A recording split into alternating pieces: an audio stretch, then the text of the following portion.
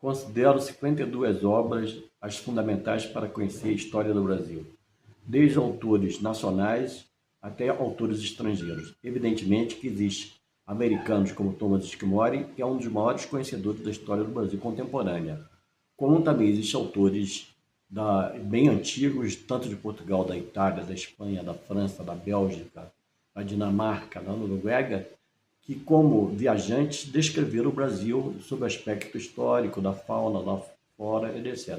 Agora, os autores brasileiros importantes são Gilberto Freire Casagrande Cenzara, o historiador, o Padre Antônio, Cultura e Opulência do Brasil, um dos livros fundamentais para conhecer a história do Brasil, Farrage, um historiador do século XIX, Capistrano de Abreu, com um capítulo da história colonial, Jacó Gorende, que escreveu muito sobre o movimento de esquerda no Brasil, Caio Prado Júnior. Esses livros são fundamentais. Qualquer biblioteca de qualquer historiador de nível médio é fundamental que tenha esses livros. É impossível alguém fazer graduação em História e depois, após a graduação, fazer pós ou fazer até o pós-doutorado, não ter uma biblioteca pelo menos 2.000 obras. 2.000 obras é a biblioteca básica para um historiador.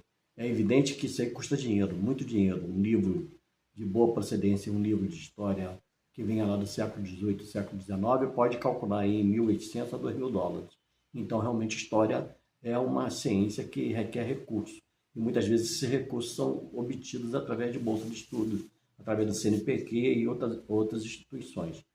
Então, nós iremos, a partir de hoje, domingo, dia 2 de novembro, nós iremos falar sobre 52 livros que são fundamentais para o conhecimento da história do Brasil, tanto econômica, como geográfica, como propriamente histórica, e vamos citar um autor atual que não está nem entre esses 52 livros, é um autor bem atual, que é o Jorge Caldeira, que ele tem pós-graduação em Ciências Sociais, mas escreveu livros fundamentais para compreender a história do Brasil, como a questão do Barão de Mauá. O livro dele é clássico para entender a história do Brasil, como a questão da economia brasileira, da economia no Segundo Império, no reinado de Dom Pedro II, também o livro dele é básico para isso.